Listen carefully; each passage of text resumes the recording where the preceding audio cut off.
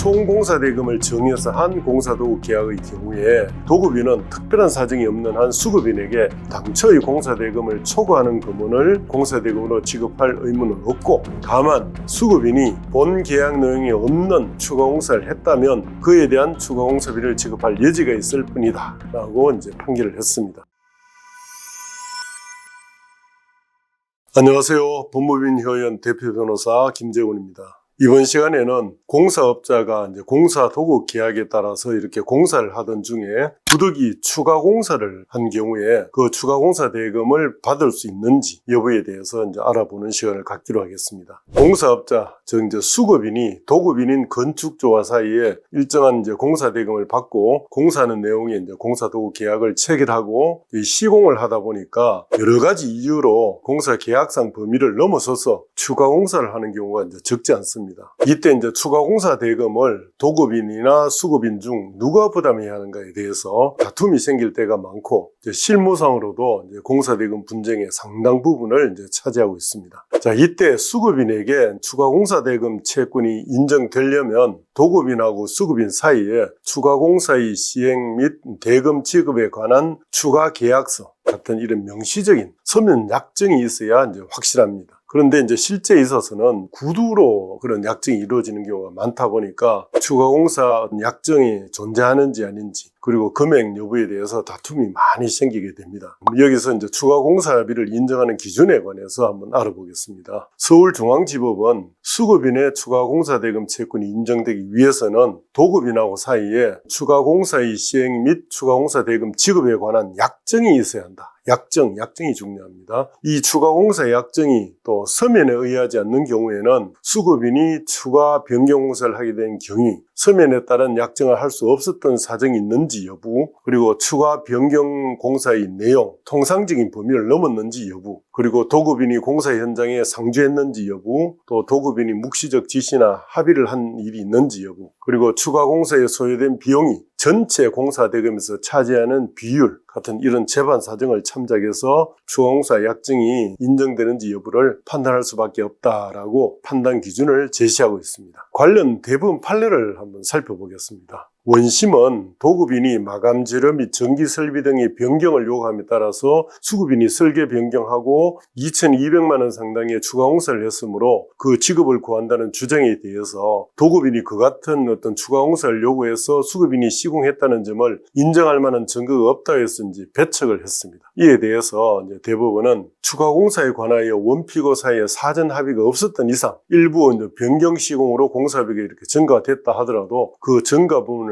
당연히 공사대금으로 청구할 수 있는 것은 아니라 할 것이므로 위와 같은 원심의 사실 인정은 수긍할 수 있다라고 해서 추가 공사에 대한 당사자 간의 사전 합의가 없는 이상 추가 공사 대금은 청구할 수 없다라고 봤습니다. 공사도구 계약 중에 어떤 단가 계약이나 실비 정산하는 그런 계약의 경우에는 실제로 추가 공사가 있었다면 어떤 증가된 물량만큼 당연히 이제 추가 공사 대금을 그 단가나 실비에 따라 지급해야 되겠죠. 그러나 이제 어떤 공사도구 계약은 대부분 정액 도구 계약입니다. 그래서 총 공사 대금을 이렇게 정해둔 총액 계약이라는 거죠. 이러한 정액 도구 계약의 경우에는 언제 추가 공사 대금을 청구할 수 있고 지급할 의무가 발생하는가에 대해서 논란이 일면서 추가 공사 대금에 관한 분쟁을 정면으로 다룬 대법원 판결이 하나 있습니다. 총 공사 대금을 정해서 한 공사도구 계약의 경우에 도급인은 특별한 사정이 없는 한 수급인에게 당초의 공사 대금을 초과하는 금원을 공사 대금으로 지급할 의무는 없고, 다만 수급인이 본 계약 내용이 없는 추가 공사를 했다면 그에 대한 추가 공사비를 지급할 여지가 있을 뿐이다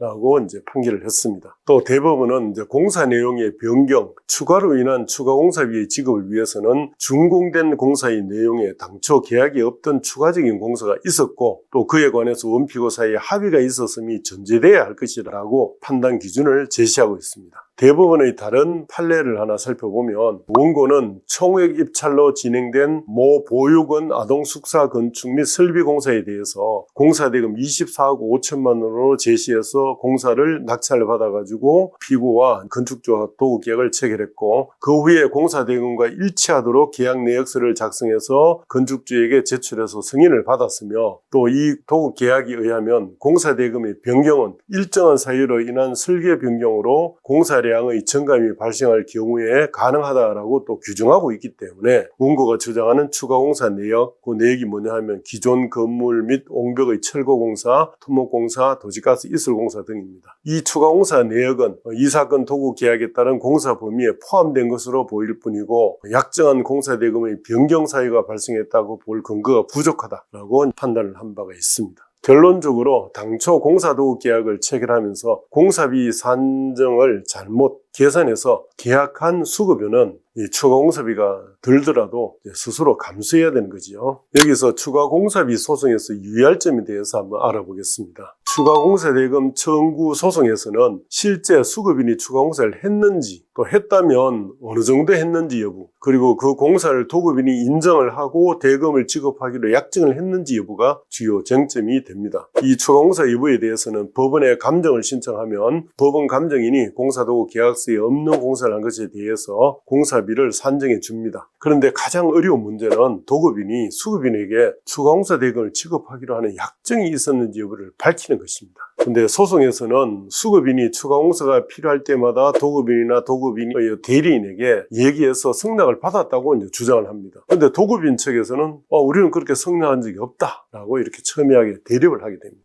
도급인이 추후에 대금을 정산해 주겠다는 구두 약속을 했다 하더라도 막상 소송에서는 태도를 바꿔서 그런 적이 없다고 하는 경우가 많기 때문에 서면으로 합의서나 지불각서 등을 받아두는 것이 이제 가장 안전합니다. 이런 서면 합의서를 받지 못하더라도 지불을 약속하는 대화를 녹음해서 녹취록을 증거로 제출하거나 또 지불을 약속하는 자리에 함께 있었던 증인을 신청해서 증언을 하게 하는 방법이 있는데 역시 어떤 증거도 서면 합의서만큼의 증거력은 없다 할 것입니다. 이번에는 묵시적 지급 합의에 대해서 한번 살펴보겠습니다. 현실적으로 도급인이 요구하지도 않았는데 추가 공사를 해줄 수급인은 많지 않을 것이고 대부분의 추가 공사는 도급인의 요구를 거절할 수 없기 때문에 어쩔 수 없이 해주는 경우가 많습니다. 이런 점을 고려할 때 추가된 공사의 대금이 무상으로 제공하기에는 이례적으로 이렇게 크다. 이럴 경우에는 묵시적으로라도 추가 공사 대금 지급에 대한 약정이 있었다고 인정받을 여지가 있습니다. 추가 공사 금액 자체가 당초 전체 공사 계약 금액의 20%나 30% 이상에 해당된다면 이거는 도급인의 어떤 명시적인 반대 행위가 없었던 한은 묵시적으로 지급 합의가 있었다고 볼 여지가 있습니다. 서울고등법원은 이렇게 판결하고 있습니다. 실제로 시공자가 위와 같은 추가 변경 공사 내역을 그대로 시공을 한 사실이 있고 또 시공자가 증액을 요청한 추가 변경 공사가 상당한 규모에 이르렀던 점 등을 비춰보면 이 사건 각 공문을 통하여서든 구두로든 이를 전혀 건축주가 알지 못했다는 것은 경험칙상 선뜻 수긍하기 어렵다. 결국 시공자와 건축주는 명시적 또는 묵시적으로 위와 같은 승인이 있었던 사항에 관해서 설계 변경에 따른 정액을 인정하는 내용의 추가 공사 약정을 한 것으로 봄이 타당하다. 이렇게 보았습니다. 여기서 추가 공사비 인정 여부와 관련해서 구체적으로 이해를 돕기 위해서 추가 공사비를 인정하지 않은 대전지법 판례를 하나